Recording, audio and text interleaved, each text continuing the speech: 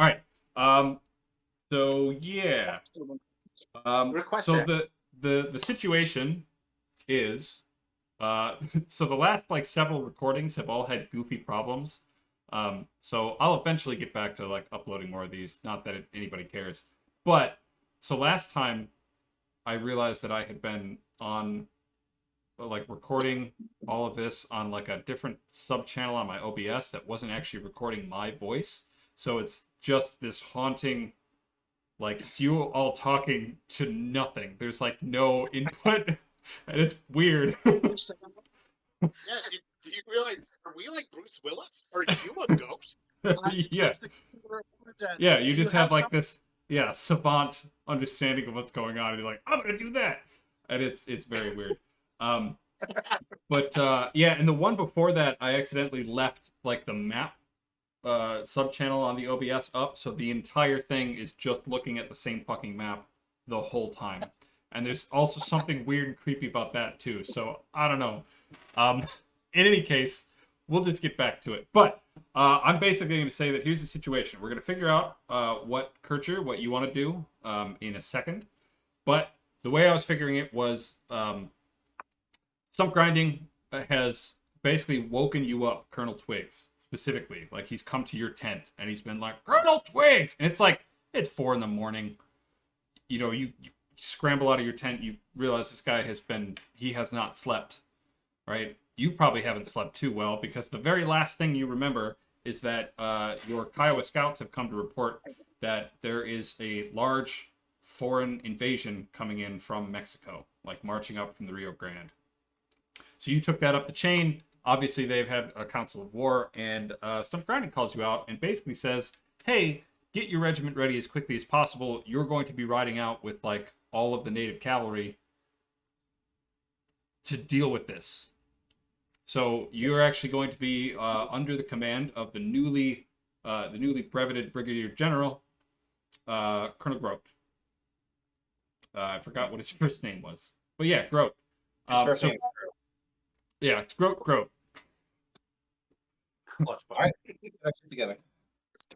So you can like basically like you're rubbing the sleep from your eyes and everything, and he's basically just like yelled this at you and saluted with his hat and rode off. And now you can hear like trumpets and other calls and everything, and various native sounds and whatnot, and everybody is mustering and heading out. So you were detached from the column, which is heading toward Austin, and after scrambling around for a little while, the rumor mill that you get is that most of the infantry and most of the white cavalry is actually going to continue marching toward Austin, and your cavalry regiment and some detachments of artillery have been detached to go ride with basically all of the native cavalry. So they're under the command of Colonel Grote, or General Grote now, who's been basically put in command of this hastily ad hoc sort of cavalry brigade that you are sort of now a part of. So yeah, you got to go report to General Grote as soon as you can, and you got to get your men up and ready. And you've got to go. It's the military, so everything's super confusing and hasty, and like you've gotten.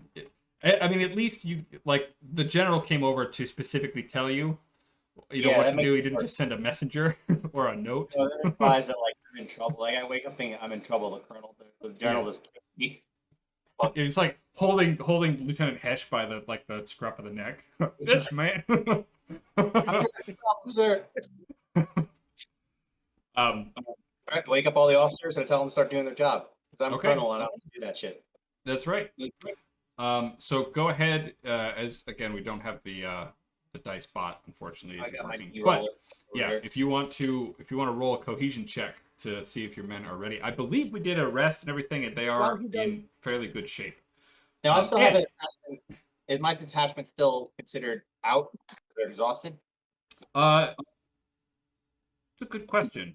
No, I'd say they'd come back like that night. Okay.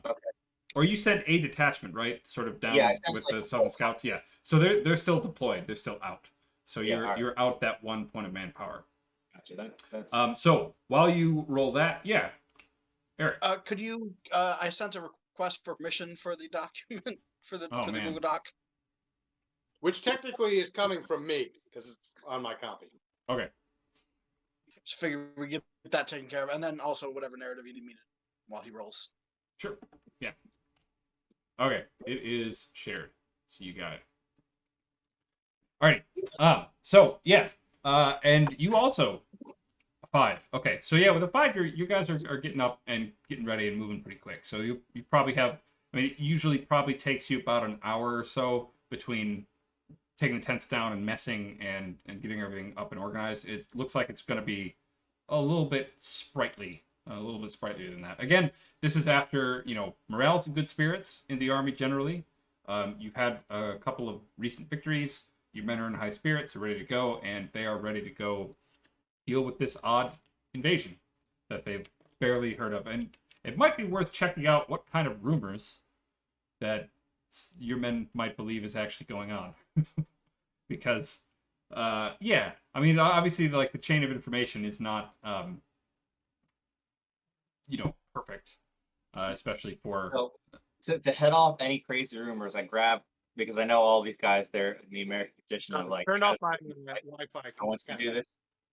One of the lieutenant's job is to sit with me for, like, 10 minutes. I, like, dictate to him, basically, like, the Eisenhower, we're going to D-Day speech sort of thing. Yeah. Like, this is what's happening. This is what we're going to do about it. This is what you need to do. Ta-da. So, Okay. like, write that up.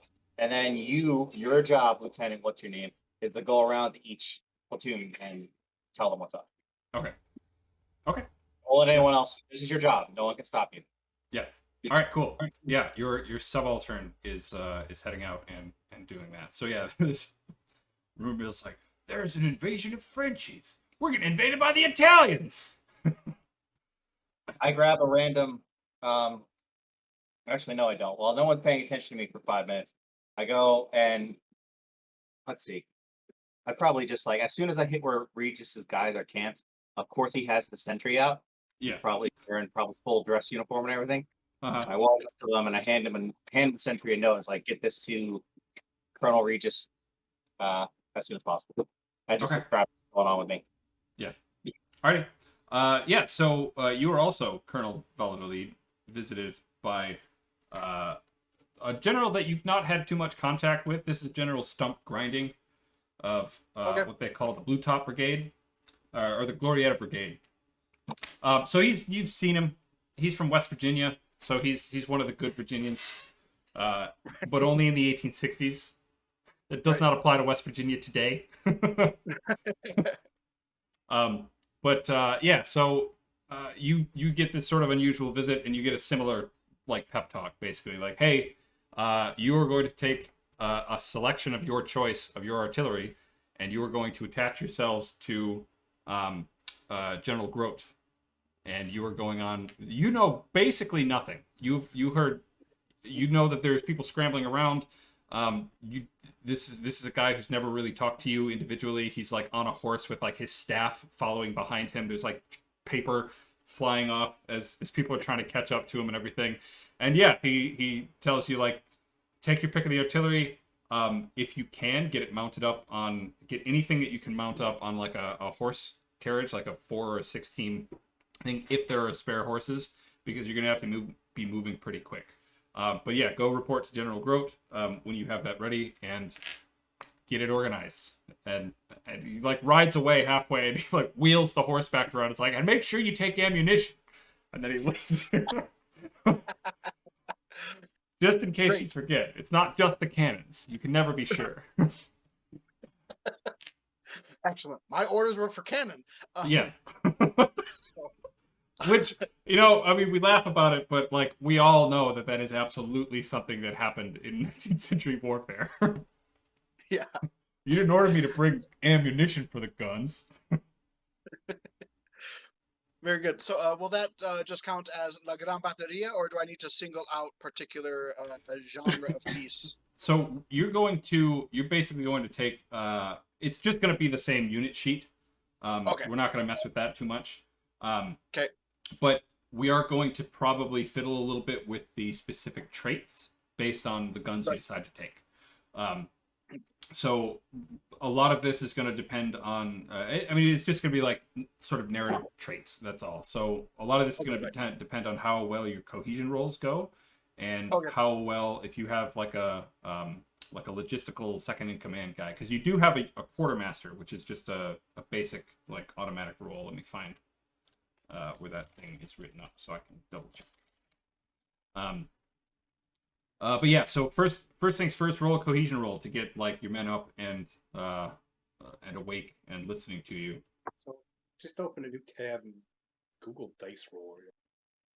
So while he does that, unless there was like a very specific reason you needed another kernel or something, I thought a good way to just be integrated for a day, for a reason for me to pay attention, is I could be Nathaniel Throttlebody, intrepid reporter. There is a reporter. There's one importer embedded with the thing, and his name is Loren. What is the last name? I can't remember. I posted it in some of the like newspaper bullshit thing that I did. Is he still around? Loren Lawrence. Yes. Loren LaRue? No, it's Lawrence Lorenz. Sorry, no. Lawrence Lorenz presents. It is. Oh, I didn't.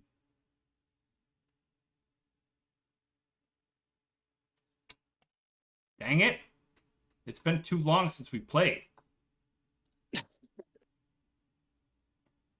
Is my cohesion roll just straight cohesion, or are there personal attributes that I contribute to cohesion? If you have leadership or anything that basically that you would use to kind of get your maybe it's religious fervor.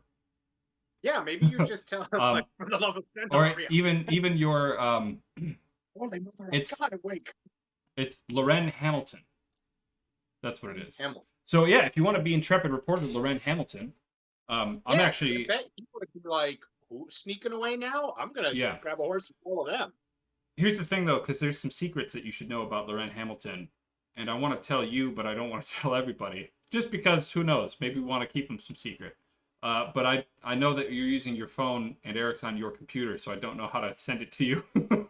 I can step away for a moment and find. Okay. I would go somewhere in my cavernous mansion, well away. Yeah. From Eric.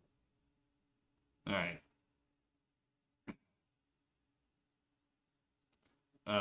And Keith, I'm going to trust you to mute me until I give you a big thumbs up again. All right. Make sure we say something really mean about Keith's child, because if he reacts in any way. Okay. Basically, Loren Hamilton is actually secretly a woman. She's pretending to be a man. So she is actually very slight, and has literally a fake mustache. Like it's like spirit gummed to her lip. But it's a really big one. And so, yeah, Loren Hamilton disguised herself as a man to ride along with the thing, and has been writing what she calls the Blue Coat Courier in dispatches ever since. No one knows that she's a woman. So she has maintained... Hasn't gone into the old watering hole. Correct. So that is just something for you to play with. Feel free to use it as much as you want, or not. Because obviously she's pretty good at faking being a man. And is quite slight, so probably not going to lift the cannon above. Probably not. Probably not. If we need specific like stuff, like we can figure it out. Like we can be like, is that a skill that a fake reporter or a real reporter who is a fake man would have? So I figured they would probably wind up, I don't know, get like however you do detachments. Yeah, basically, yeah. Same skill set. Okay, I think that's good. Okay. All right, you back? All right, unmuted. Yes. All right. The secrets have been distributed. Hooray. So, yeah. And yeah, now they're in Kircher's hands. So we'll see what Kircher decides to do. But yeah, so we'll say that while Colonel Vailladolid is getting his men up and ready, this plucky young reporter named Mr. Loren Hamilton sort of stumbles around into the sort of marshalling yard of the artillery. So have you rolled for? Yes, I have. Okay. I rolled my 2 for cohesion, Uh, and then yeah, we're not very cohesive. There, language problems. Yeah. Motivation problems. Actually, it's not even a motivation problem; it's a punctuality problem, and so this is actually a very real problem culturally that my unit would have. So, Perfect. a 4 is a success, correct? Yeah. It sort of depends. This is mostly like there's not necessarily failure. Okay, right. I have a 9 and a 4 with my 2 dice rolls for my 2 composure. Okay. Yeah. Or 2 cohesion. Okay. So that's a 0. That's a. But you did roll. You have 1 success, right? Because you used skill. Oh yeah. So the skill of religious fervor. Okay. Say a prayer. I mean, people here are open to religion. They're here to crush the vile stain of slavery off this fair land. So, I don't know if a lot of like sort of Catholic, sort of missionary descent folks that would be in Santa Fe might feel the same way as a lot of American Protestants, but actually, if we're going against the French, we don't want those godless French revolutionaries coming and burning down our missions. True. And spreading their hedonist revolutionary ideals, and also they're French. Right, they're super French, and also like I'm assuming that most of your men would probably be a lot more aware of what's actually going on in Mexico in like 1863 than most of the white people who probably don't even know that. Like, what are you talking about? There's a French emperor in Mexico. That doesn't make any sense. Mexico's a little to the south. Yeah.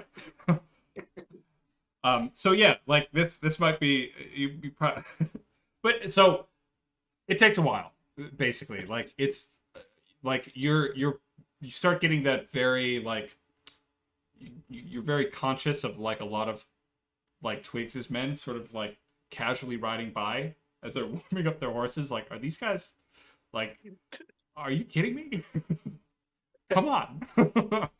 But yeah, so like you've basically just got a lot of issues to deal with. So like people are coming up and they don't have the right tack to like add horses to to the cannon carriages, and like the caisson wheels need to be repaired, and you're having trouble actually tracking down extra horses. So you might so basically here I'll give you a couple of just problems that you as a character have to deal with. So one of them is lack of horses. You've basically got 2 options unless you come up with something more clever. That's try to find extra horses among the cavalry and ask for them. Try to find you can't go back to your 2 days sort of east of the old fort, so you can't go back and get like pack animals for Mule Skinner Brigade because they're all used and most of the regiment has been stripped of that. Or you can try to essentially just like strip the rest of your artillery of horses and just like say, sorry, I'm taking 2 horses from each team from the guns we're leaving behind, and because we need them because we have to move fast.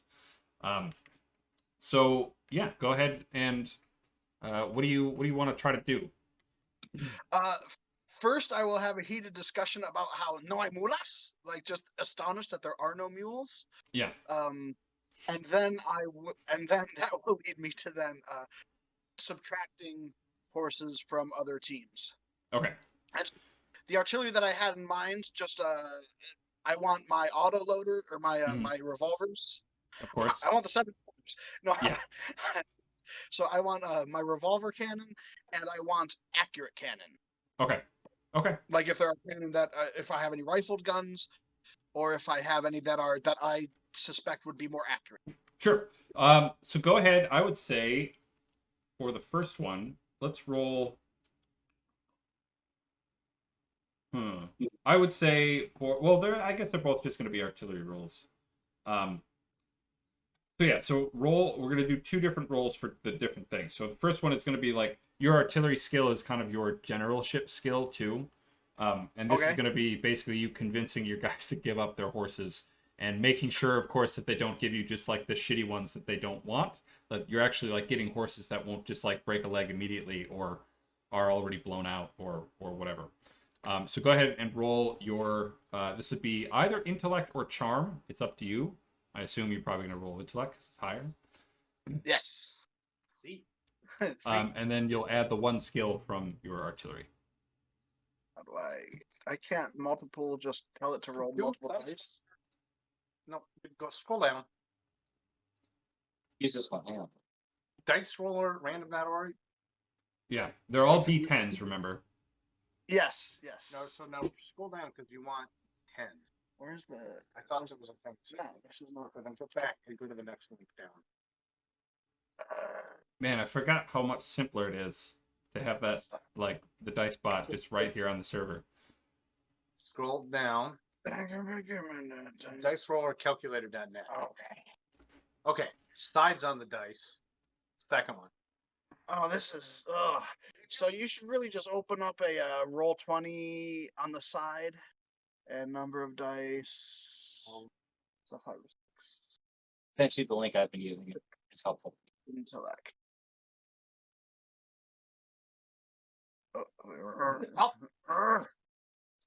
I didn't realize the fine motor skills was going to be such a challenge. Oh, I gotta tell it to stop. They just rattle. Oh, fuck me. Oh boy. So I have 3 10s. So Oh, I used God. I used the word behooveth, and it behooveth this sergeant to give me half of his horses at each gun because second language, and so Yeah. it is convenient for you to give me 2 horses. No, it's not currently convenient. It is convenient for you to give me 2 horses. I don't think it's a horse they were actively using for stew meat. Like the side you couldn't see a chunk out of it. So it actually kind of it breaks even, I guess, because I have a 10, a 2, a 1, a 10, a 3, a 10. It's the Okay, worst so I've all right. You can either sit with that roll, which would be a 0, plus your 1 skill, and roll a 1. And basically get the stew meat horses. Or you can spend a point of power, and you can turn all of those zeros into successes, which would actually give you a 6 plus the 1. So that'd be a 7. Yes, actually, I will spend a point of power. I will take a deep breath, take my hat, throw it down, and shake my rosary at him Yeah. and say, "You will give me 2 horses." Do you have like a sort of a subaltern, like a second in command kind of a guy that That's maybe part of the speaks problem English a little bit better? That's part of the problem is that he hasn't actually been assigned yet. Yeah, well, you can do it now if you want to. Is all. So like keep like all these details are sort of like floating in the ether, and like as soon as you decide like, oh, my second in command is, Mark Twain, then it is 4th dimensional. It projects backward through time as well. Oh, perfect. Well then, actually, yeah. Bilingual. When I hear Francis Garza, who's really good with Spanish, he's my adjutant now Okay. All right. because he's fluently bilingual. I'm passively Okay. bilingual. All right. Go ahead and jot that down in your unit sheet if you want to, just so we can Yes. keep track of that. But yeah, so you can also note there might be a space for officers on the sheet, and if not, I should put one in there. Oh, that's Yeah, there is. Oh, well, that's names for the thing. I will put a that's little my slot. famous name, but he Yeah. can stay there for now. Yeah, I'll put a little slot for naming the officers and everything. And if you want to put next to him a little note, say that he is like fluent in English and Spanish, and that'll give you a bonus to roll anytime you need to do anything that involves communication. But yeah, so like you're doing the thing. You've got the hat. You're stomping on the hat. You're clutching the rosary and like shouting in people's faces. And next to you, Francis is very calmly, very fluently explaining what actually needs to be done. He's like, we're being detached to go with like the native cavalry. We need extra horses to carry the guns that we're taking, and very calmly and pleasantly explains. And so it takes you a little while, but you are able to actually get a number of pretty good horses that you can just attach onto your artillery wagons and everything now. And so you go through and like check them, and there's a couple of times that officers try to like slip by, like sending you again like the glue horses, but but you catch them and like wag a finger, and you're able to get some pretty good ones. So yeah, you've got that kind of marshaled up. Let your sergeants and like gun captains and everything kind of figure out the tack and get them attached to the thing, and you've got that going pretty well. Hi, Eleanor. Oh, just as she takes them off. Hi. I'm not plugged in. Oh, okay. Perfect. She's playing Cool, the toddler. Yeah. All right. And then what was the other thing? It was tack. It was guns. Ammo. Ammo. Yeah, because there were like two problems that we were going to deal with, and one of them was the problem. We were slow, and I think we had decided the guns. yes. Which guns were we bringing? How do we decide how to be slow? How to not be slow? Okay. So yeah, you've got that sorted out. You've got your guns sort of hitched up. Or heading to be hitched up. And it still is like this is probably about 2 hours from the time that you've been woken up. So by the time you actually go and report to General Grote, who is sort of, you've noticed him sort of pacing around, like sort of outside your little like artillery park a couple times. But yeah, so he is there, already talking to Colonel Twiggs, and trying to get a little bit more precise information about what's actually going on. That's going in, and he says, "Oh, Vailladolid, good, you're here. I assume that you've heard of everything that's going on." Yes. All right. We are so going to kill the accursed French. basically, yes. All right. Let me share the map here. So here is what's going on. So obviously, you are about 2 days east or so of Camp Worcester. So right around here, kind of at the forks of the end of this river, sort of this weird kind of wet, muddy tributary between like the Colorado River, and I think that's the San Saba. I don't know. Anyway, that's where you are, right about there. As far as you know, from the reports that you've gotten, the scattered reports that Grote has gotten sort of third hand through Twiggs and through some of the other Kiowa translators, the French camp is parked at a, sort of watery ford as a tributary off the Rio Grande. It is down here. So they are at least 2 hard days' ride south and slightly west. And you're not sure exactly what their intentions are. But that is essentially all you know. So you're going to be relying basically on your native guides, because obviously, like, you are probably way more familiar with this sort of region than Twiggs or a lot of the other colonels are, and you know that, like, going kind of cross country like that, like, you are going from wellspring to wellspring and nowhere else. So you're going to have to rely on the Kiowa and the Comanche, who know the land pretty well, to go from places of potable water to places of potable water, and that's going to be a really big concern because you have a shitload of horses. Right. And you can basically dry up a wellspring really quickly with only a couple of hundred people, let alone a couple of thousand plus a few thousand more horses. So that's obviously going to be a really big concern. And Grote basically says, like, we're going to have to be relying on and he gestures at a couple of like the very tall and very imposing, Kiowa and Comanche guys that are standing around, like wearing, like, some of them are wearing like, Union blue coats. Some of them are wearing what have obviously been looted from like dead Confederates coats, like officers' coats, and like big feathers in their hats and stuff like that. So they are looking pretty fly. And one of them, at least, is a guy that you've probably, maybe, I don't know if you would actually know him. Twiggs, you obviously know him. This is Kiowa Man, or Kaiakia, who, he's the guy who kind of came with the early reports about the situation. And so he's there to answer questions. Grote is obviously knowing. Grote is sort of getting reports from you guys about your readiness and everything, and sort of laying out the plan. And so, do you have any questions for the general or for Kiowa Man?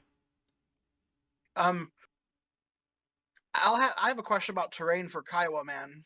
Sure. I mean, just kind of what is the terrain like along the way? I mean, like obviously I can't know where we're going to meet, but what is the general gist of the terrain? Is it I mean, I'm not sure what part of the Southwest we're in. Are we at like the foothill? Is it still part of the Rockies and so like crevasses and terrible, or is it like flat Mojave?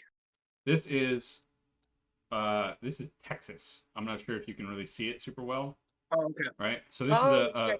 a map of 1850s Texas, or this is a map from I think 1848 or something like that. Okay.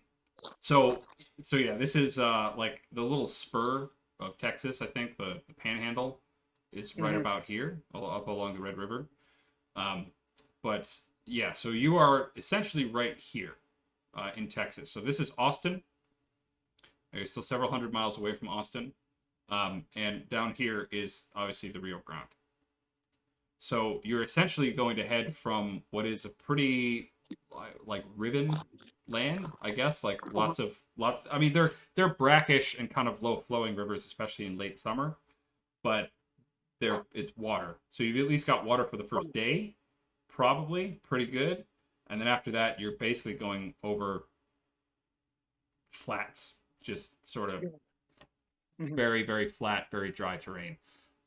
Right. So obviously, the Kiowa and the Comanche know some routes. They go into northern Mexico all the time, and so they know some routes that do lead to water for pretty large war parties. And they give you like Kiowa Man, like it's basically kind of like at a loss. Like there's no way to tell you like where it is because it's all in their like language code, their geographic language code. I think they call it ethnogeography. So Sure. He spits out I just want to make sure I don't need to be preparing to be firing my cannon from like a steep hillside. Probably not. Not. I mean, at most, probably the worst terrain you could get in is like a sunken water well. You know, like kind of a sort of a valley where you have to you have to be around the water, but like it's a sort of like a crater sort of a shape. So yeah, and you'll have some time to consider like where exactly to set up, you know, if it's looking like imminent enemy action or anything like that. The other thing they don't know is how quickly the French are moving or if they're moving, because again, they're not sure exactly if the intention is to like make an attack to the rear and try to cut you off, or if it's going to try to like link up with Sterling Price in or around Austin. So both of those are you're not really sure. You do know that there's not an easy route eastward from where the French are. You know, again, that kind of leads into a lot of sort of steep cliffs and kind of like you're going from the high,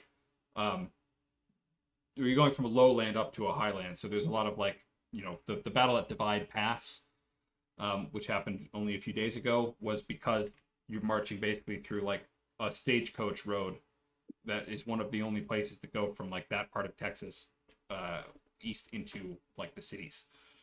And it's similar down south. Like they could come up to this coach road, or they can turn around and go back south and take another coach road and get to Austin. So you might ride all the way down here and find out that they are withdrawing or they're trying to go meet up with Price, or you might get there and there's a lot more of them, or you might get there and find out they've marched overland in a slightly different route and are threatening the rear. So you don't 100% know that yet. I'm commending myself into the hands of the Kiowa and Leviathan. Okay. Any questions from you, Twiggs? Yes. What is the actual mission? Are we meant to like make like just moves to contact? Are we just trying to figure out what's going on? Is there a diplomatic component to this, or are we just going down there to knock some bats in you? This is a shrewd question, Colonel, says General Grote. And he basically tells you, like, we don't know.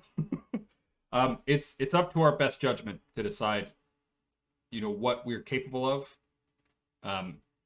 in the moment that we engage. So at this point, we are advancing till contact.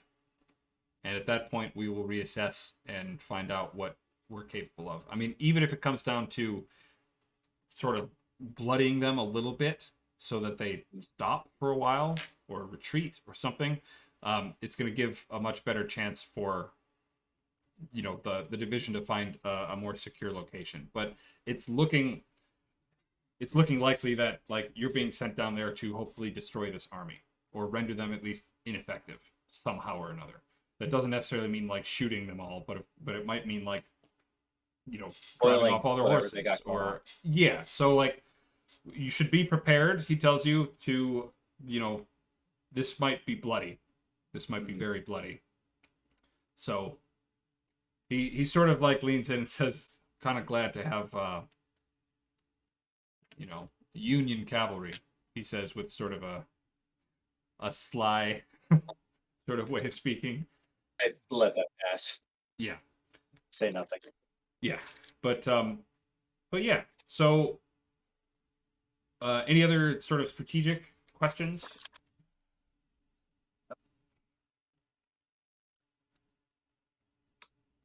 Okay.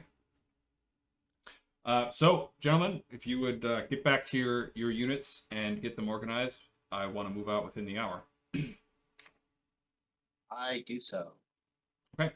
And in the meantime, the rest of the division is up and marching and heading out east. So you hear, you know, Lily Berlero and other marching tunes and everything sort of repeating. Yeah. Very, very John Philip Sousa. So, Mr. Hamilton, were you trying to you know, maybe slip into the tent to overhear the strategic discussion? Yes, I was hoping to talk with General Grout. We've heard from the Blue Coat. What is the Blue Coat Courier? Yeah. Rumors. Care to elaborate, General? Sorry. Say that again. You kind of came through a we've little heard choppy. rumors of additional war, more than rebels invasion. Is this true? We found that there is an enemy force to our south, and we are taking a portion of the division down south to go deal with that possibility. Rebels? Or rebels?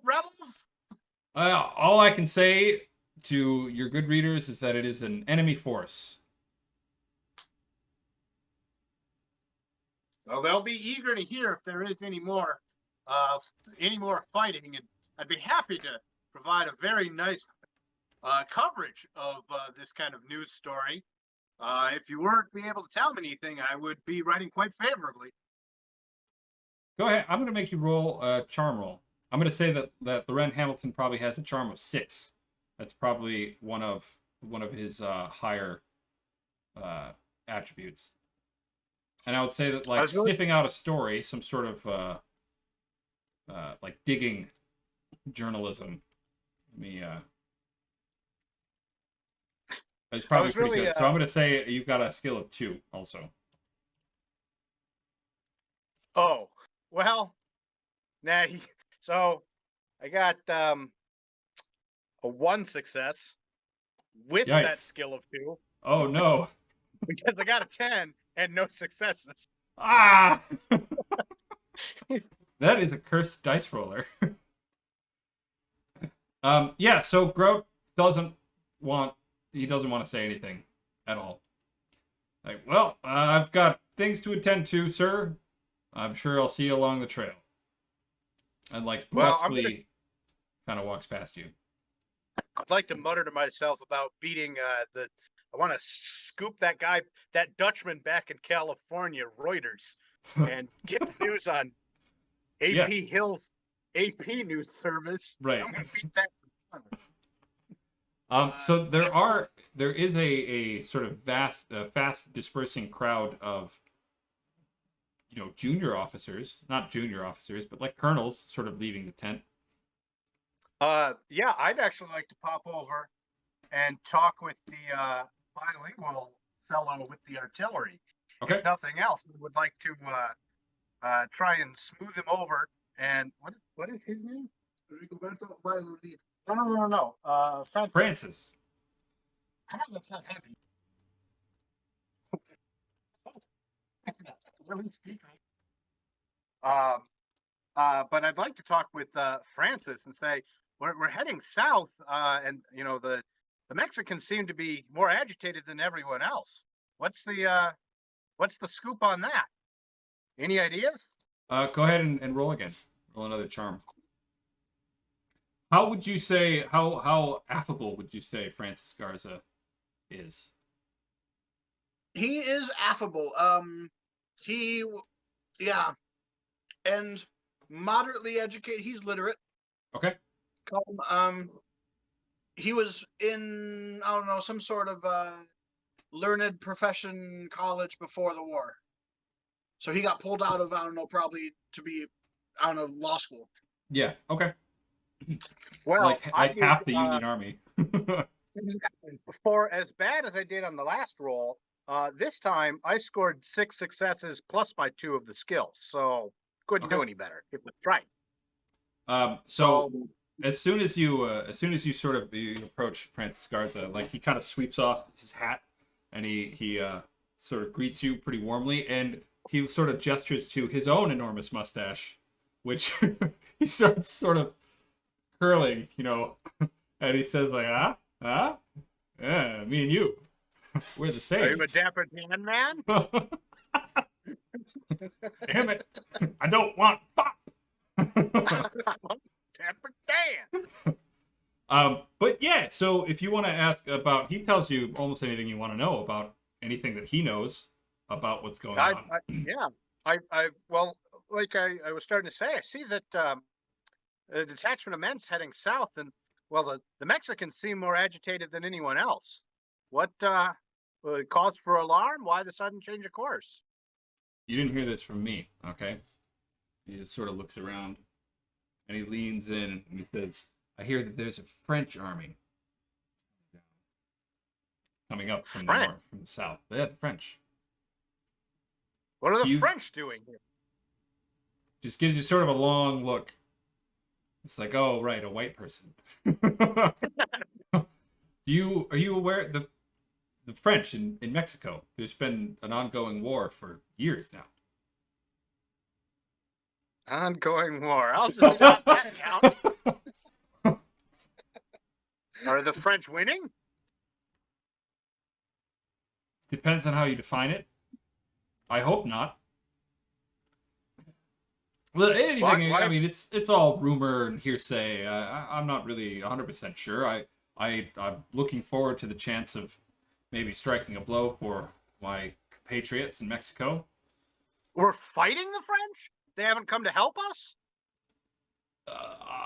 Listen, mister, I'm not 100% sure what's going on. I've been told only a little bit. I know that there's a French army. I know that if it were up to me, and again, you didn't hear this from me, but if it were up to me, I would go bayonet every Frenchman I could find. I hope your idea of this guy was as bellicose.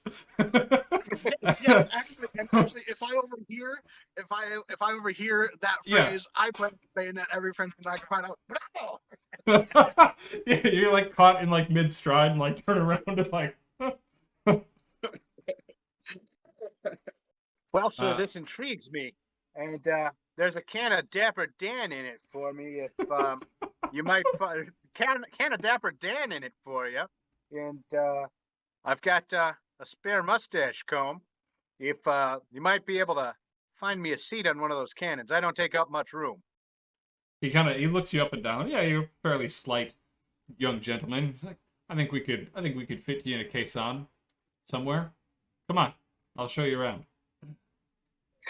Yeah, you get to go like ride one of the 4-pounders. And I'm sure that they give you like, the tour of the assembling sort of battery and like points out very proudly, like those are the 4-pound revolver guns. And they are mostly like those guys are manned by the regulars, by the way. So they are Colonel Colt? no, these are real. I was looking up, I think it's like the 10th U.S. infantry or something. It was part of Yeah, they the got like Western. the two thing, right? Yeah. So they fire one, and then you rotate the barrel like a 16th century like flintlock. Like the stupid hunting rifles that they had. Turn it upside down and pull the trigger from the bottom side. But yeah. So they have they've got that. Yeah, they're showing. I'm very impressed by all of this and make many notes. Okay. All right. So Twiggs. Otherwise, I try to make myself unobtrusive and stay out of the way as best I can. Yeah. Along for the ride. Okay. So Twiggs, you are trying to assemble your men. They got it by now. They're more or less No seasoned. deal. They've been doing this now for a few weeks, so they're like hardened veterans. But yeah, so you have what are your sort of primary concerns about getting this all going?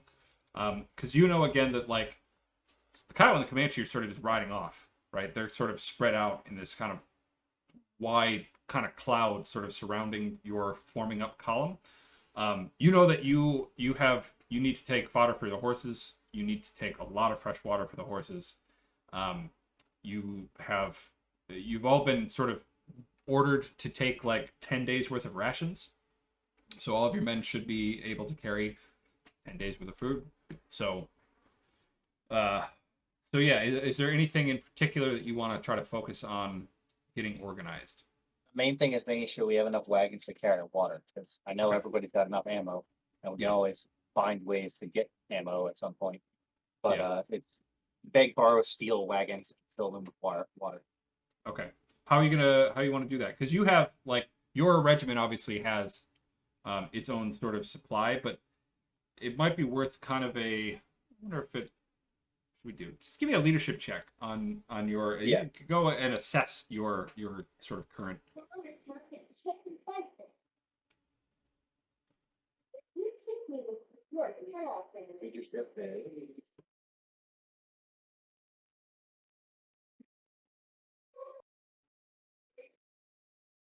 What attribute should I use? Intellect? Yeah, intellect would probably work.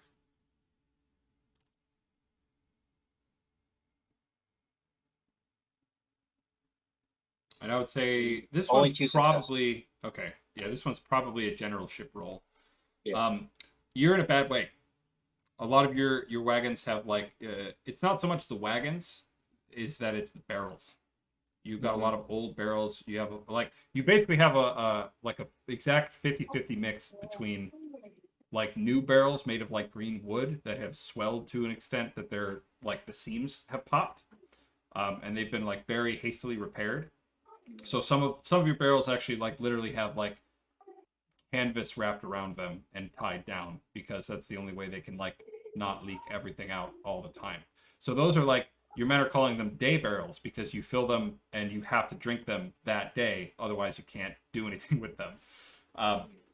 And then the other half are old as shit, so they're just leaky and old because they are ancient, and they are literally probably barrels that like came out in the first settlement of like Santa Fe. They've like dug up from like old like basements of old like Spanish missions and whatnot. So like you have this almost exactly 50-50 mix of like hastily constructed new barrels versus shitty old ones, all of which are equally problematic. Right. Wagon wise, you're actually doing okay. The wagons are fine. You've got plenty of your men are fairly handy. So they've been keeping them in pretty good repair, but like without a dedicated like cooper and access to like tools and fresh wood, this is sort of a losing battle. So we're going to take a decent sized group of guys, like 20 guys. And the Okay. meanest color sergeant that I have, like the one Okay. that is most like the guy out of Zulu. Yeah. We're going to go to the quartermaster because he's Okay. definitely away because the division's moving and everything. Mhm. And I'm going to just stride in and without saying anything, direct, color sergeant, get on a water ration. And I walk up to the quartermaster Okay. after he's already started working. Essentially, I'm trying to what's the word? bravado my way through this. Like, walk and be like, look, I have orders from General Stump Riding. We're Yeah. going on a mission. I need a bunch of water. We're taking what we need. Bye. All right. Yeah. So I'll even exchange the day barrels if that helps. Yeah. So all right. I think this should be. I think this would be a charm roll if you're trying to like bluff, right? And I think leader of men would apply most directly to this because again, like you're kind of coming in and it's like this is just business. This is just like I got my orders. We're just doing this thing. Two professionals here. So yeah, go ahead and give me a roll. 1, 2, 3. 1, 2. Hang on. 1, 2, 3, 4. -2 is 2. You rolled 2 zeros. Or -1 is 3. Sorry. Okay. And then did you add your skill to that? No. So that's +1. Yes. So you've got 4 total. Yes, 4 total. Yeah. All right. So it's like, I don't see any requests for barrels. Will you say, can I look at that order? He like reaches out. Do I have written orders? You have orders. They say nothing about barrels, but you do have orders. That's fine. I give them the orders. Be like, we're going off trail. I need the water. I have horses. Taking what I need to succeed at the casket moon. He sort of scrutinizes the thing and kind Hopefully by now, Color Sergeant Jackson and his guys have already taken. They're like literally, there's you've got the burliest guys who are just like waddling out. With these, we can get a wagon or two full without barrel. Yeah. We're trying to do this before anyone really notices what's up. This guy doesn't want to fight. He doesn't want to fight. Yeah. He doesn't want to make a big deal about it. Like half the army's already gone. He says something about it's like, well, at least you're not coming in for like the fresh meat stores. That's No, I wouldn't do that to you at 5 a.m. Yeah, he hands it back. I try to make it look official. I give him a hand receipt and be like, Colonel Twiggs has taken X barrels. Okay, that's actually perfect. I think that's a perfect compromise for a 4. Is that now you're on the hook to return these barrels in a timely fashion. And he's less likely to be mad because it's like, oh well, a colonel has said that it's going to be the colonel's fault or something like that. Right, and like this guy's like the quartermaster sergeant. He's not even like the quartermaster. He's the guy who like, does the paperwork for. Yeah. He sort of he gets a couple of like the guys who work in like basically this is a tent, right? Like a tent with piles and whatnot to go kind of help stack the things up. I try to make sure pass the word to the color sergeant. Hey, make sure your guys get some like nice socks or something while you're here. Yeah. Oh, I mean, they've already got pockets full of whatever they can grab. I forgot you've been at this. You're veterans. You guys. You got the independent sergeants. Like that is already very much going on. They are. You've got that. Some of the barrels are like that are sort of pointed out to you by the quartermaster orderlies and whatnot are what clearly have been like salt beef barrels that have been sort of hastily cleaned out. So like probably not going to be the best tasting water the first few times you feed them, but that might be actually really great for the horses. Yeah, I bet horses that's horse Gatorade right there. Yeah. Vitamin water. It's what horses crave. Yeah. So you've got that, and by the time you sort of finish and come back with the water barrels and assemble back again, it's probably about 7 a.m. Yeah, we gotta go. So it's time to move. So any last concerns for either of you? I'm really making the water my concern. Everything else can be handled, and if we don't have enough of it, it's fine.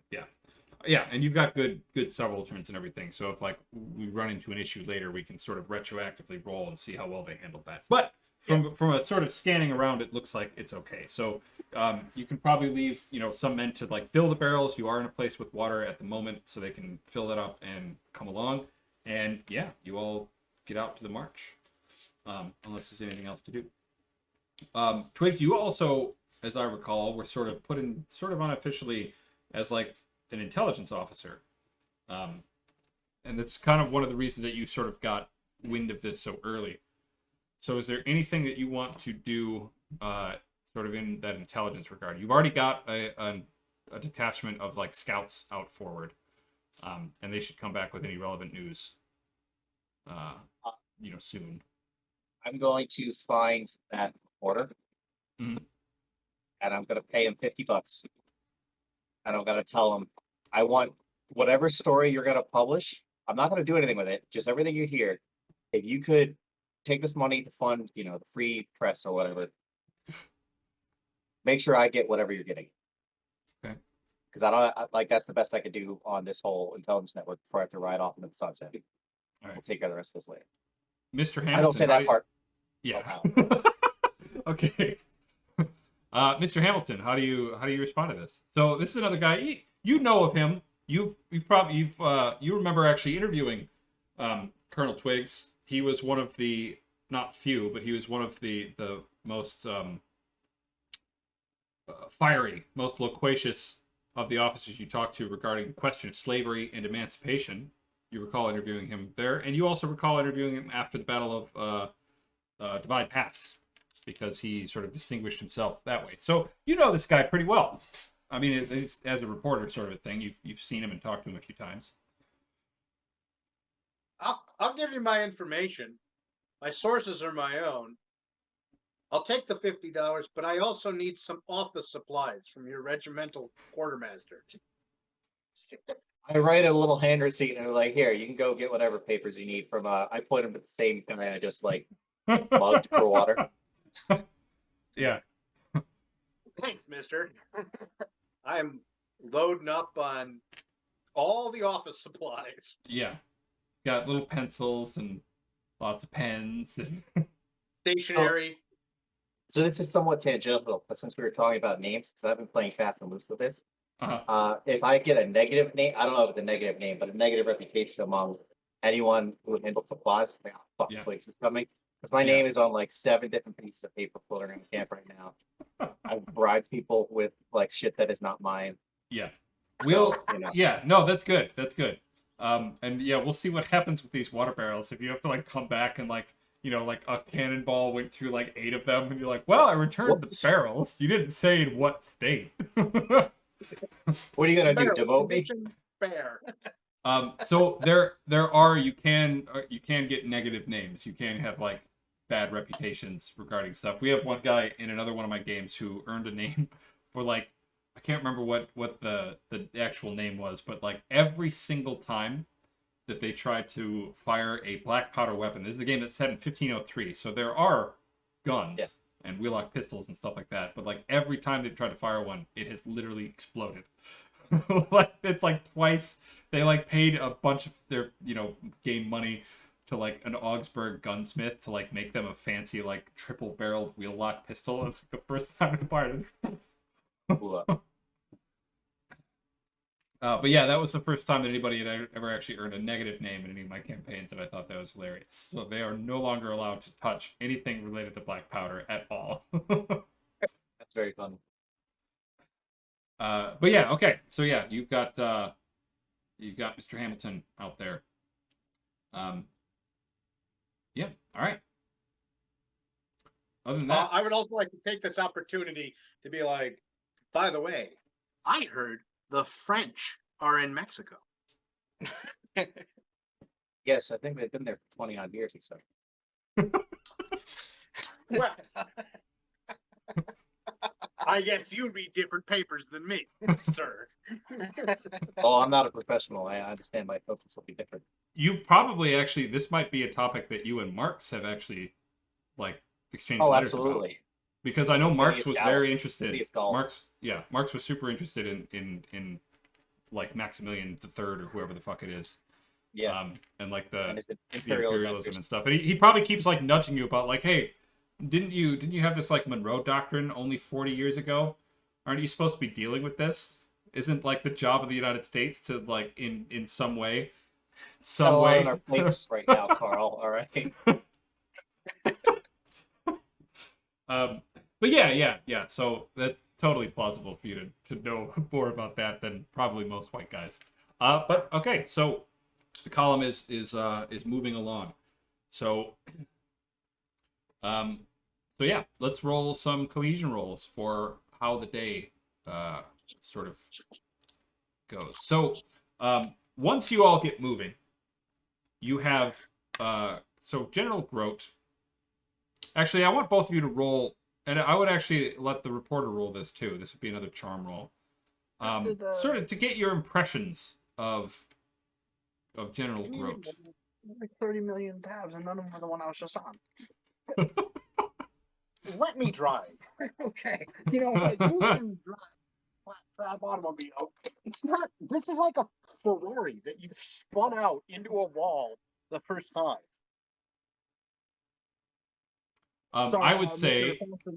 is, yeah, Colonel Vailladolid, you're going to be rolling your charm, and I'm going to say your academia would apply too, because you found in your weeks of experience as an artillerist, which is not long, but that's all you got, that actually an army is very surprisingly kind of like sort of an academic kind of a thing. There's a lot of weird internal politics and a lot of ego and a lot of people desperately trying to make themselves sort of stand above the crowd. And everyone's in a fraternity. yeah.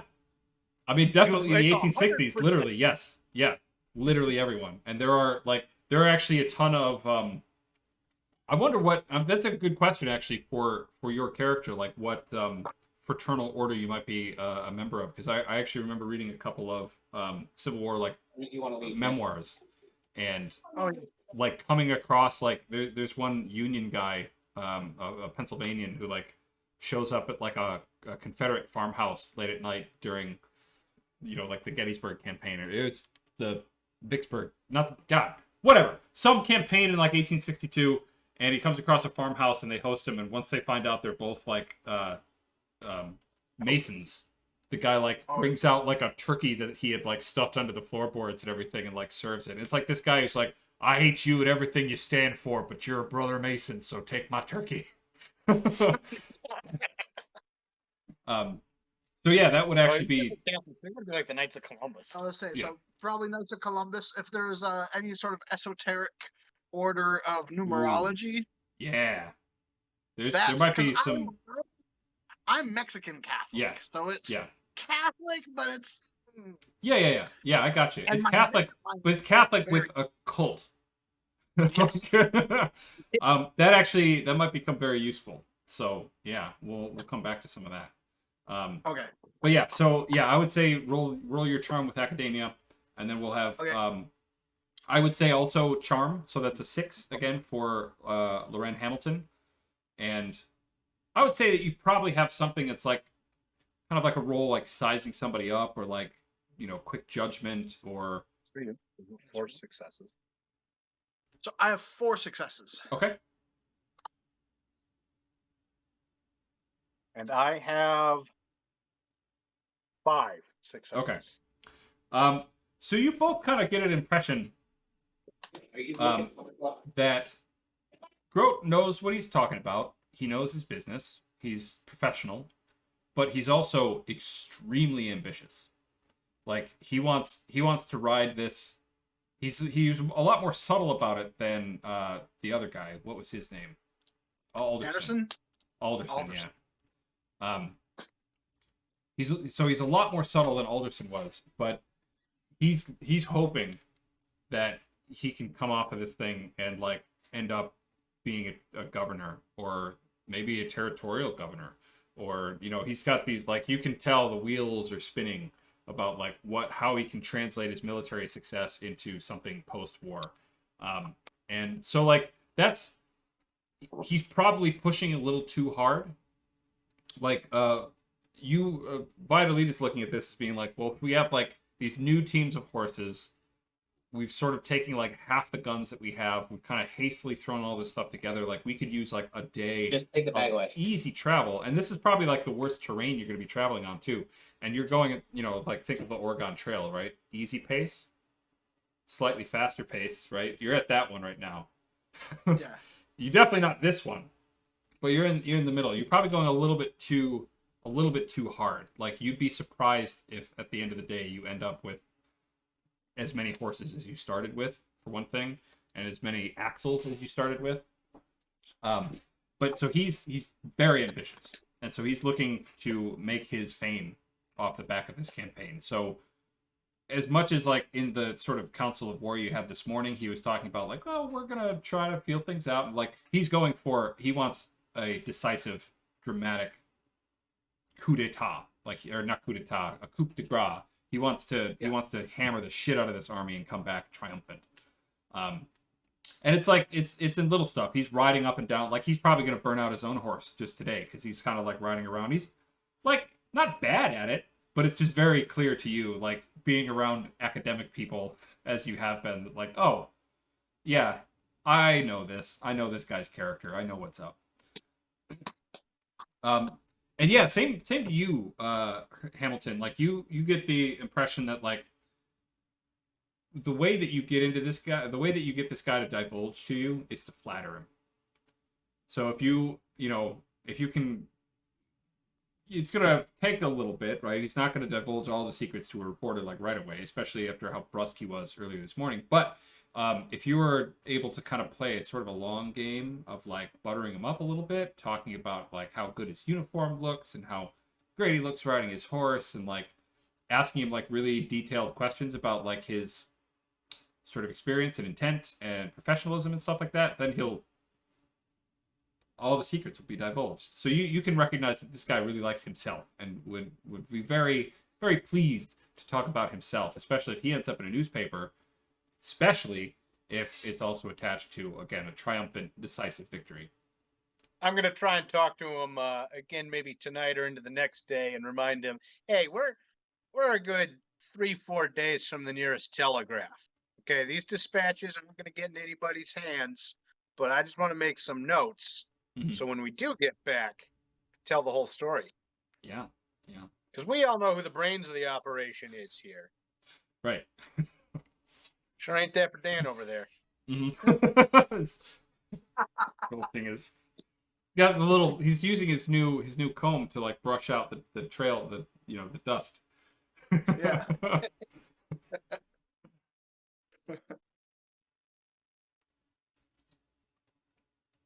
It's when you put in the wax, like the wax paper from a sandwich, and like put that over to try and keep new dust from getting in. Yeah. A mustache guard, of course. All right, Twiggs.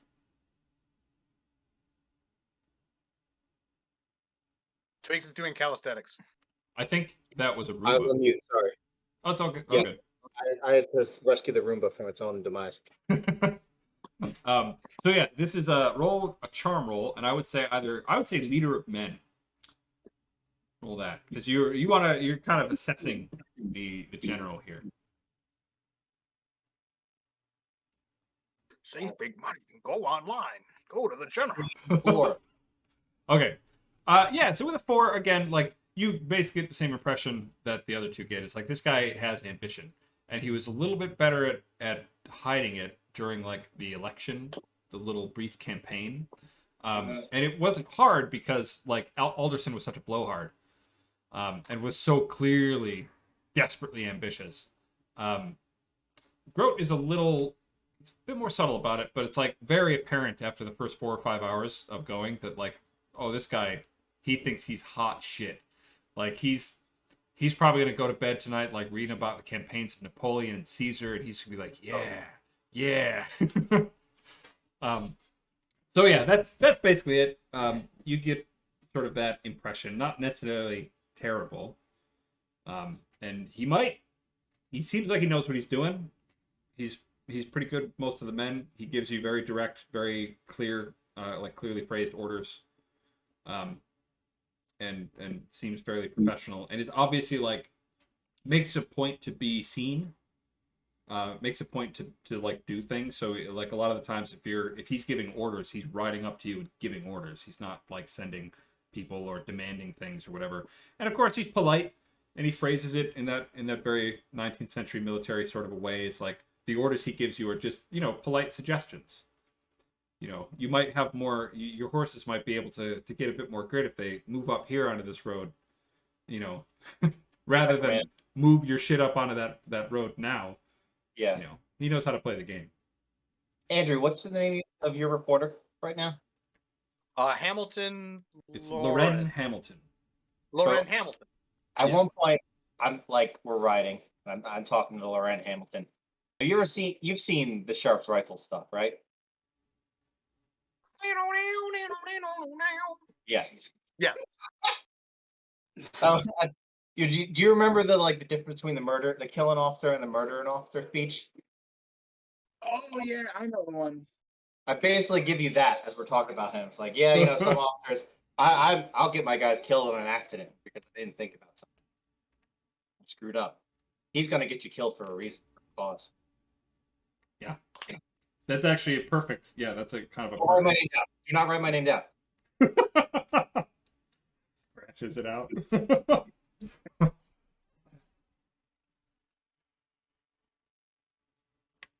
All right. So yeah, you are going on this sort of somewhat probably quicker than both of you feel is appropriate given the circumstances, but it is quick, and who knows, maybe speed is the thing. But yeah, both of you give me cohesion rolls for your units. You can add your leadership. You can add your leadership skill to this, and remember, you can also assign manpower, and you can use extra stamina, and you can risk morale as well to make them successful. Okay, actually, I will use some stamina. Well, let's see. Can I roll first and then see how much stamina I need to burn? So stamina and morale, you have to risk. You have to do first. Oh, But so there's this roll is also like how well you do on this roll also kind of determines how much stamina you've burned throughout the day. Right. Because like these are sort of weathered horses. Your men are pretty experienced, so like even going at a pretty good clip isn't necessarily going to like exhaust you. But if you do badly on this roll, you definitely will. So right. That's kind of the risk. You'll probably want to put your manpower into cohesion. Yeah. Yeah. So Right now, your manpower, if you want to put it all there, I would. yeah. So putting all the manpower into cohesion, which is people lifting in teams. Yeah.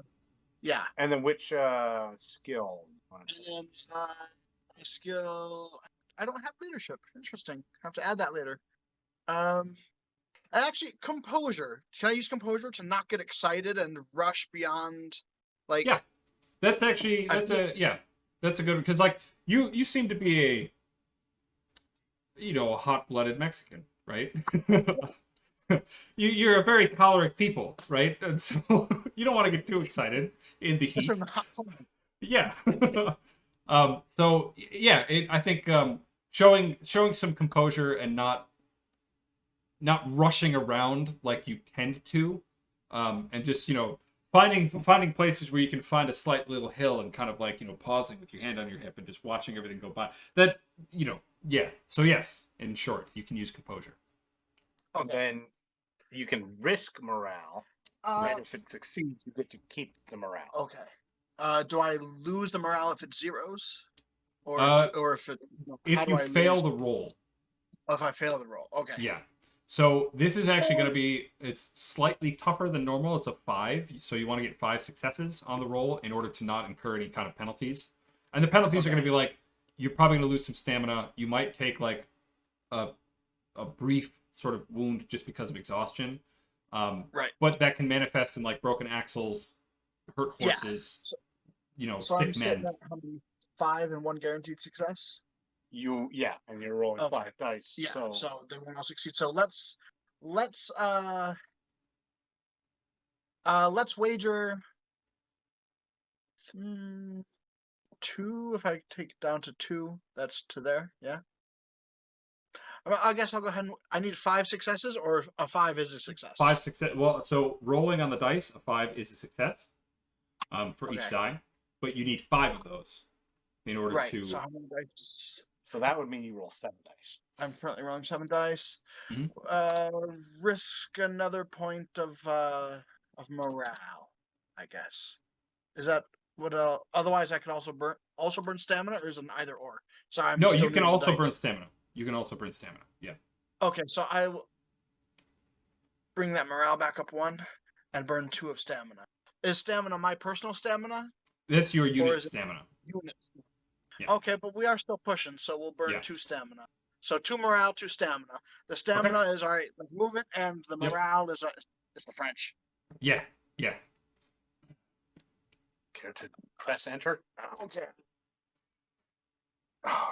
So 1, 2, 3, 4, 5 successes plus a 6. 6. Nice. Yeah. No, you That's you not you guys do pretty well. So you do lose the stamina. Morale. Stamina is spent, so that is gone. Okay.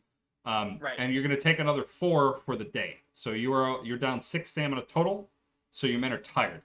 So all that means is, if anything happens before tomorrow morning, your men are gonna have 1 point of pressure against them because they're tired. That's all. Got that it. means. Yep. Okay. But yeah, so it's just a tiring day. That's all. It's just a long day. Yeah. So you kind of move from this sort of like kind of, you're going from like one kind of small muddy river to another kind of small muddy river. You're making sure to let as many men as possible stop and drink and relax for a couple minutes. You've got this sort of like the front gun stops and that crew kind of rests at one little river, fills their canteens and everything, and the rest of them go by and they kind of at the back, and it's moving pretty well. It's going better than it could have been for sure in the first day. And so you've actually even gotten a couple of compliments from the general who's come by and has told you, well done keeping the guns moving. Gracias. So yeah, doing pretty well. So Twiggs, how'd you do? I got a 4. Okay. So yeah, you are. I'm gonna say. Let's say you take a little bit of extra stamina loss. So you would have taken 4 from the pace, but I think you're gonna take 6 total.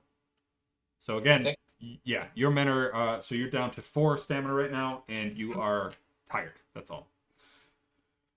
So, and again, same thing. So if anything happens like tonight, your men are just gonna be tired. So everything is gonna be 1 harder. Yeah.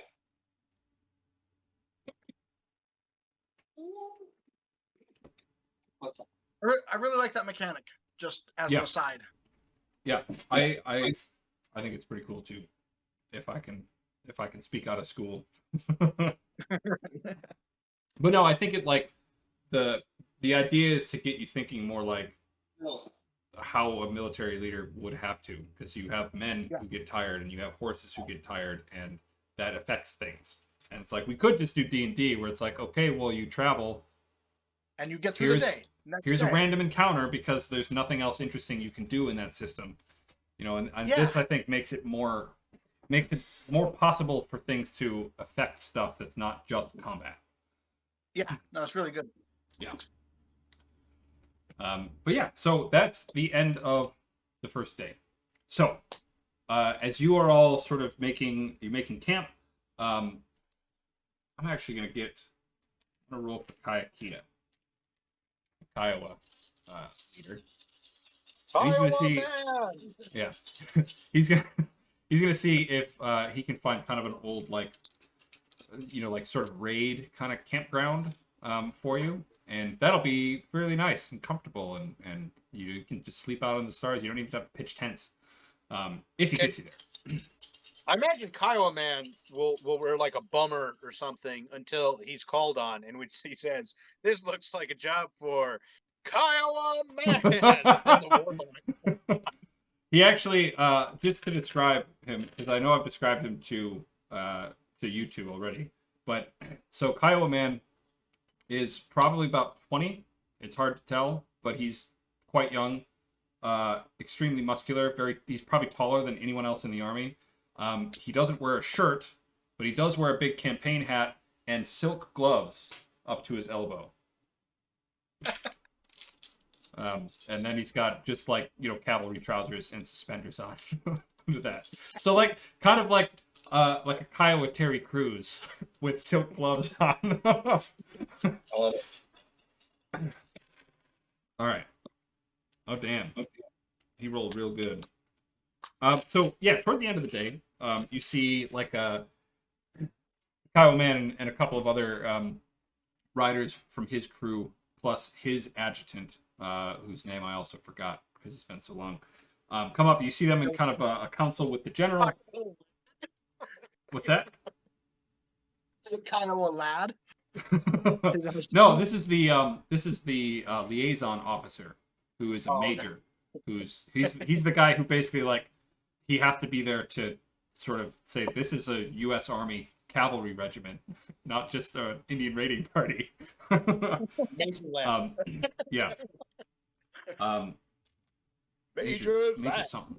Yeah. I'll have to Lamb. look it up. I've got actually. Make I it know where I make can find it. Battlefield reports.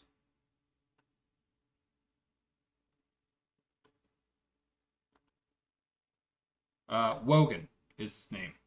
Major Phineas Wogan. Anyway, Nice.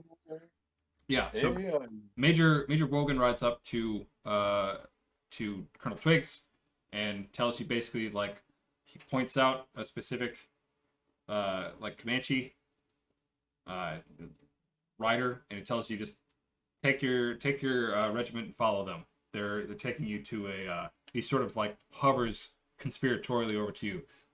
It's one of their raiding camps, and it's like sort of like filled with like ooh, you know, it's a raiding camp. They're like they use that to like yeah. And similarly, again, you're sort of directed. The artillery is sort of directed along, and you kind of go off on this sort of weaving little trail. And 45 minutes or so later, just as night is falling, you arrive at it's a watering hole, and it looks like a fairly comfortable one. So there's some small clumps of trees and cacti and everything, but like you see the remnants of a lot of old campfires, and like this is clearly like fairly decent grazing for like plains horses, and it's a fairly comfortable little place. Luckily, the weather has been nice all day, and so yeah, this looks like a fairly decent little campsite for this sort of brigade or whatever to stretch out on. So that means you don't actually get any negative modifiers to your rest tonight. That's all. If you find a really good campsite, you get bonuses to the rest, but you know.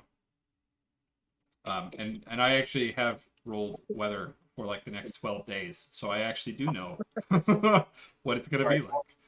Trying to feed the rapids pretzels. I hope there's a somewhere out there a Kiowa raiding camp where they put the Kiowa strategic pillow reserve for the really nice camp.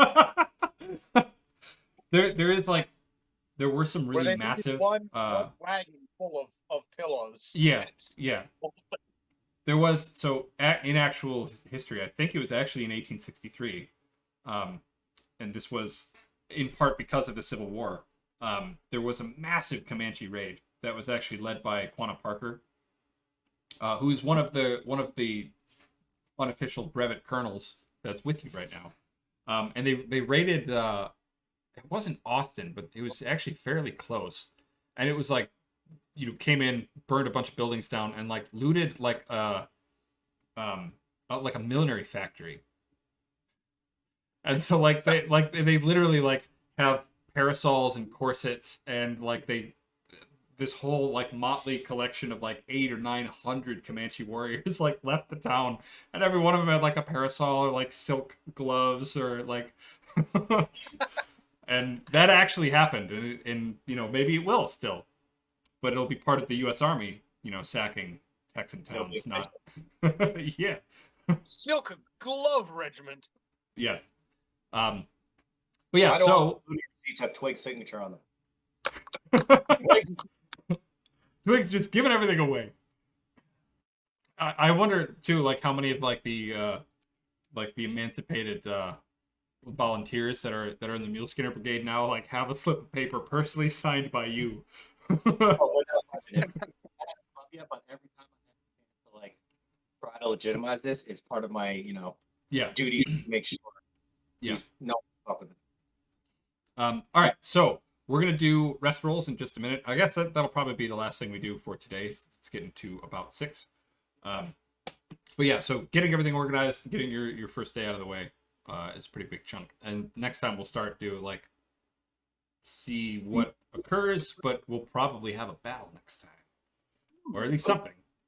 Maybe not a big set piece battle, but something. All right. Anyway, Twiggs. A battle with set pieces. There was an acting troupe. Yes, set pieces. Yeah, an acting troupe happened to come along, And the They Comanche had- came in and looted it and came back with They all had, sorts like- of Yeah, morality they could do, like, tale. 1% fear. So now the Comanche got like, well, they got Fair Verona, they got Style of Cyprus. They got all the set pieces. There's you see some Comanche warriors who are dressed as like Mary Magdalene and, and like the Virgin Mary. Vailladolid's regiment all just like, oh.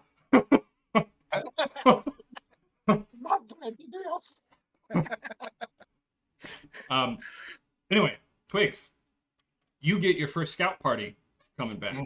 Or the scout party you sent out before. They come up on lathered horses. So you sent, I believe, Hesh. Is that right? Yeah, Hesh with a company or a detachment, whatever that means. Yeah. Yep. Along with Kiowa. Yeah. So he comes back. He looks absolutely saddle sore and exhausted and like sunburned. And the very first thing that you do is just hand him a canteen. Yes. That he just empties Please completely. don't. And he sort of puts the rest over his face and everything and spends a minute getting himself under control, and he tells you, so for one thing, sir, these Kiowa, they ride like nothing I've ever seen. It was all I could do to keep up with them. I rode down 2 different horses. This is a borrowed one. It's like he's literally riding like a painted pony, which is not the one that he had before. And he does still have, as your officer eye scans over the thing, he does still have his saddle and all of his kit. So you're not going to have to dress him down for that. So that's good. He does have his rifle, got everything else in good order. They can ride in their car too. They'll trade you everything. Anyway, what's your report? So basically, they rode as far southbound as they could get until they got to what they thought were pickets of this army. So it looks like if, depending on how, he does some sort of quick geographic math in his head, depending on how quick we move, we might be able to hit them. If we move real fast tomorrow, we could probably be close enough to them to hit them at night, like tomorrow night, 24 hours or so from now. But we'd have to move real quick, and they don't seem to be moving. They're just kind of parked there. So it looks like they're gathering water or making some preparations or whatever, but the camp ain't moving. They're just sort of hunkered down. And so he gives you this, kind of more detailed sort of idea. Like they went off and found a hill and kind of looked at him for hours and everything out there. And he laid out there with his field glasses and was looking around. And it looks like, again, there's probably 3,000 or 4,000 men total, maybe a little bit more. This might also only be a forward camp. They didn't try to like circle around and try to find out where it was, where the rest of it went. But they are sitting somewhat happily in, a freshwater river fork. So they have access to all the water that they need. And his impression is that it looks like they're waiting for something. Because it's got all the hallmarks of, he watched them, early that morning, like just before they left, like drilling, right? And so like he saw like they've got, however many thousand men that they have there, up early in the morning doing rifle drills and marching around, and they look all right. But they're definitely not in a hurry to go anywhere. There's the plan. Is Hesh a lieutenant or a captain? He's a lieutenant. Okay. You can make him a captain pretty much any time. Remember, there are no rules. This is an illegal division. I'm gonna say I don't have any captains. Really, Yeah. only one captain. He's off doing something. Yeah. Didn't write his name. Oh no, Captain Vincent Dodds. So I have Yeah. Major next to him. So I don't. All right, Hesh, you're captain now. Yes, sir. Thank you, sir. This is the plan. You're in charge of the regiment. You're taking the regiment. You're going to rest here. You personally, you need to make sure you sleep at night. Yes, sir. Tomorrow, you're responsible for the regiment until you join back up with me. I am going to be taking a detachment with me back with Kiowa and Kiowa to where you were. Before that, I'm going to talk to our esteemed leader and sort this out. Until then, though, I make sure like some senior sergeant knows, like, hey, Hesh is in charge. Just keep him It's from killing. probably most important that you let the sergeant know who is on paper in charge.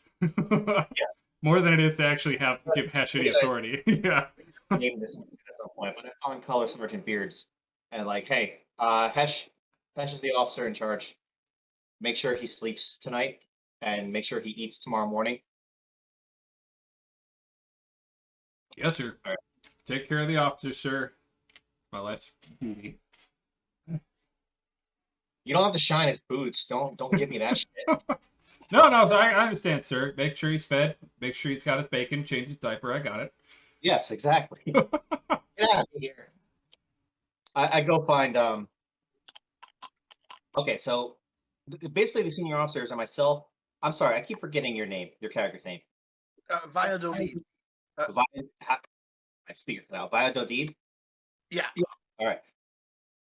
Are there any other like regimental level officers besides me and him?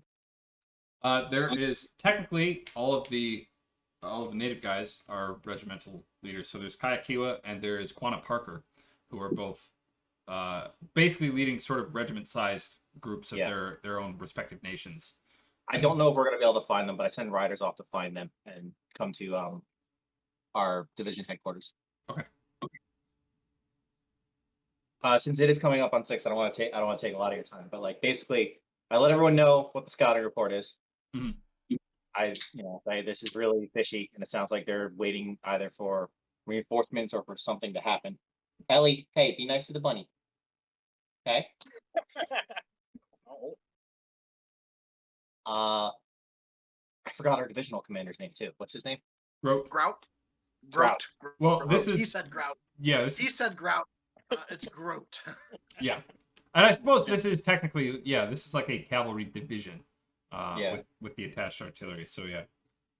So I propose, obviously it's going to take time to get us together. We don't want to rush into this. I can go with the Kiowa and observe as a senior officer. And then as you arrive, I'll be able to give you a more detailed report on what's going on. If that's acceptable to the command, I'd like to leave right now. Go ahead and.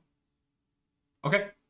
I would. So I will have you roll a charm roll with generalship. And I'm also going to give you a +1 because you have support of your other officers. And to be racist about it, I guess you're not a white officer, but you are at least not an Indian.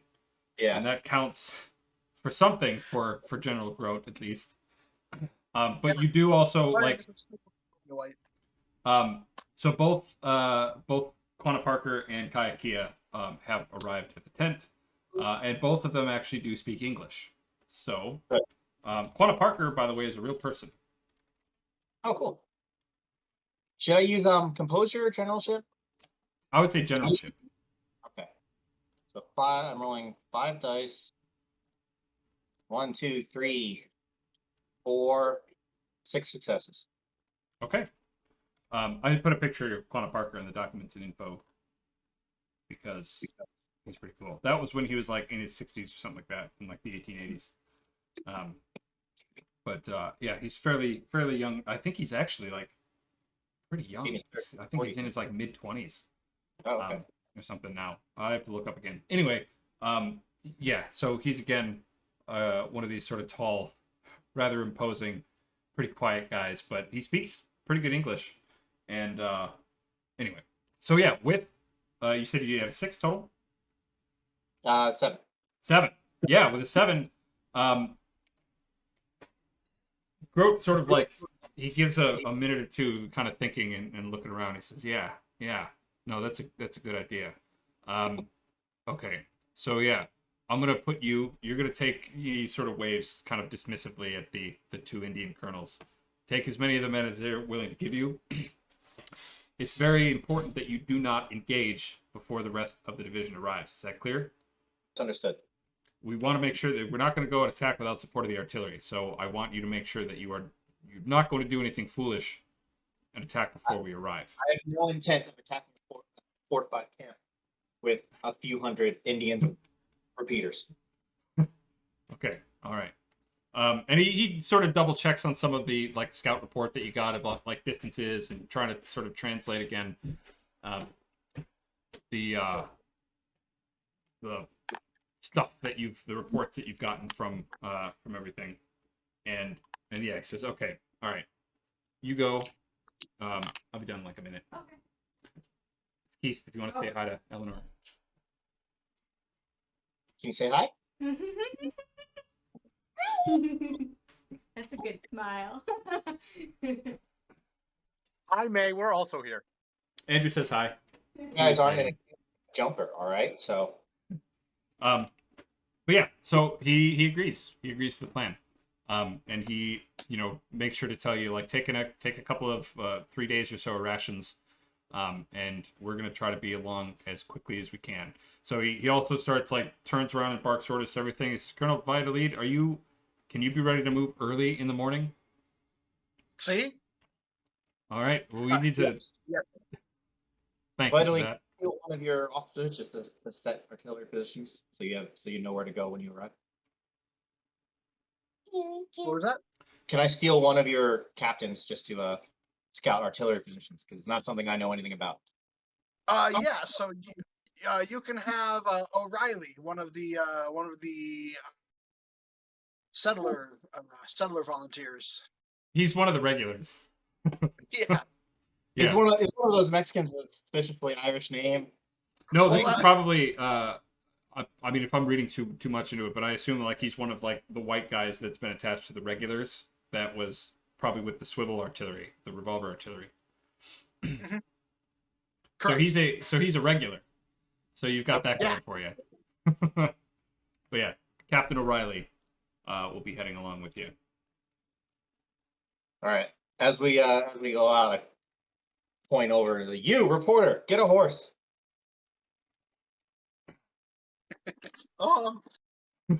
Yes, sir. Give me 1 second. I gotta grab my bundle of notary supplies. Perfect. So I meant to say this earlier too, but the idea was that we're gonna do this part and then we'll kind of snap back to what's going on with the normal division later on. So we'll give we'll give Regis a turn to be sort of along with the main force, and then the two of you can play kind of NPCs related to that Cool. as well. So that was kind of the plan. Is especially if Kircher wasn't going to be here, we could do this kind of part easy, do this in a couple of short stints, and then move back to the main thing and do the same sort of a thing as you're all catching up. That's the idea. So anything else last minute? We'll start your night ride that you're going to take without sleeping, because you're just that committed to the cause. Oh, one last thing. Roll shivers. Yeah, I was gonna say. Yeah. I want one of those. All right. So Who's got the shivers? focus usually, right? Yes. That's a skill that Colonel Twiggs has. Is he took shivers. It's getting feelings. Yeah. Oh, okay, right. If you haven't played Disco Elysium, I highly recommend Yeah, it. no, I have actually, Yeah. and it is delightful. I think Yeah. mine was I was full cool apocalyptic madman. Yeah. So. Keith and I literally both did just full on communist. Yeah. 7. Okay, so with a 7, you do not have a good feeling about the fact that they're just waiting. What could they possibly be waiting for? It doesn't make any sense militarily. If this is a force that's supposed to threaten your rear, they gotta move, right? They should be halfway to your campsite right now. They should be making nighttime marches. They should be going up to that coach road, and they should be cutting off your division entirely. The fact that they're not doing that is weird, and it gives you a bad feeling. It's just that Sorry? Tom waiting on what is he building? Yeah. With a 7, you can ask a couple of questions, and I will give you hopefully vague and creepy answers. I don't know. How about I write you those questions, because it looked Sure. like May was trying to get you moving. Well, and that way you can have more time to write something considered. Suitably disco. Yeah. Yeah. Something oracular. Not rushing you. Yeah. Can do. Yeah, so go ahead and just put those in the probably just the in character thing in the Discord here, and I'll answer those when I How many can. should I do? I'll give you 2. I won't guarantee that they'll be useful answers, but I will give you answers. Yeah. Do you really run the Quickie Mart? Really? That's 2 Thank you. Come questions. All over. Alright. Well, again, Okay. that was fun. I mean, I know all we did was march, but Yeah, that still, was great. pretty No, good. that works. All All right. right. See you, gents, next time. Yeah, Wait a minute. have a good one. Good night.